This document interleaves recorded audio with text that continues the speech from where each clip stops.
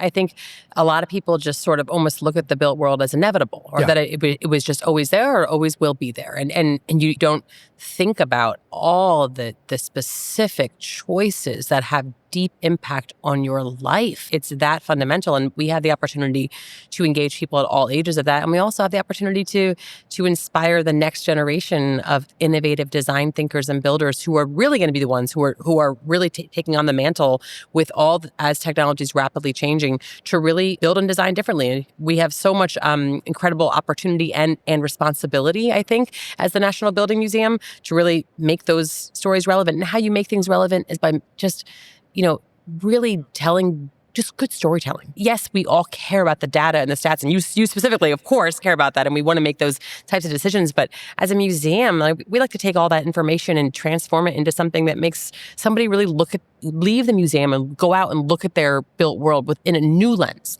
new eyes, fresh perspective. So it's an incredible opportunity.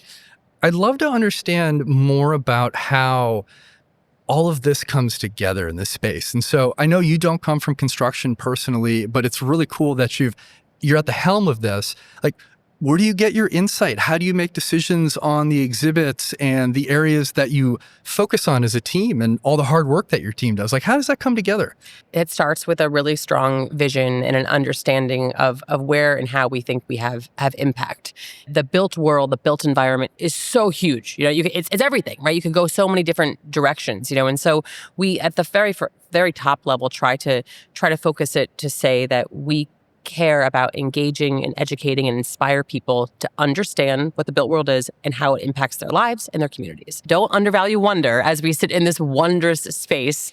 I don't know how you could. Yeah, I mean that sense of wonder, of awe, of scale, of joy is somehow sometimes really what makes somebody get that first connection or want to connect or want to understand more. We have an incredible education team. The legacy of the museum's education has just been formative in many careers, and it continues to really inspire people. And a curatorial team, and our head of exhibitions, who's been here for 25 years, has been one of the first people on the cutting edge. We were doing shows about green space, before people were using the term green, and now things are changing rapidly. And, we have such a deep stakeholdership through our trustees, through our members, through our partners. We be this kind of center of national dialogue, right, around some of the most pressing issues that are affecting all kind of Americans in the way they're thinking about the way the world is designed to build. And we're also a physical destination then for people who want to come here and experience innovation and experience wonder and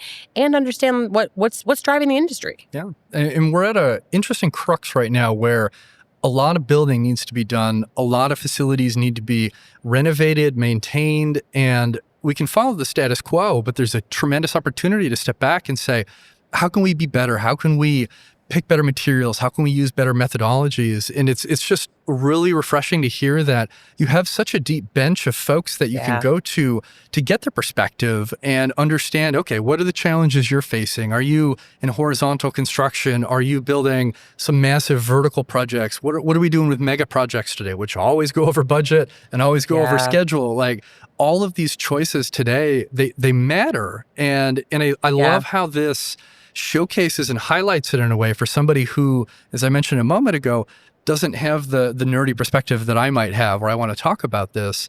And I'm really interested to hear, tell me about the typical visitor. Like, who comes through these doors and comes and enjoys and understands the space, and what's their response, especially if they don't have that background and don't have that experience in the built world like you and I do right now. Yeah. Well, like you do. You're in it now. I always joke. I mean, I'm an undergrad theater major. What on earth entitlement do I have to run this museum? But again, I'd pull out some of the things that you said about making choices, about choice and process, and the museum is really always been into showing also how the power of making mistakes and all of those things that everybody can sort of relate to. But to address your question about visitorship, I always think about this. When I first came here, someone made the comment to me, Oh, my family and my firm adore the National Building Museum. And I was like, that's it. That's so interesting, right? Whereas like that this is someone who was saying, oh, this is a destination for my children and also equally an incredible destination for my professional,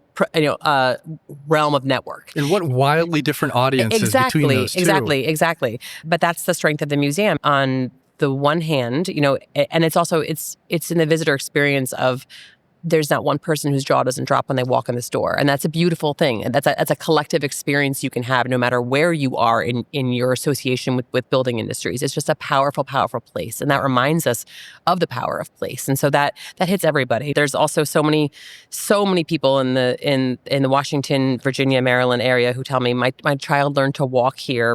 There's just, it's just the sense of community that we built here and that people grew up at the Building Museum and is a powerful part of who we serve. And also we are a powerful player in Washington, D.C.'s downtown community. We're under this moment of downtown revitalization. We serve not just our regional visitors, but because we're Washington State, because we're the nation's capital, we serve everybody. And we want to be a powerful destination for that. On the other side of that, our thought leadership and the programming and convening power that we have means that we serve a professional audience, an industry audience, architects, engineers, developers, urban planners, materials folks, construction management. My goal, I would be so happy if every major to minor firm across the AEC industry felt that they were compelled and inspired to have association with the museum because they see it as we are your museum. That is what we are doing.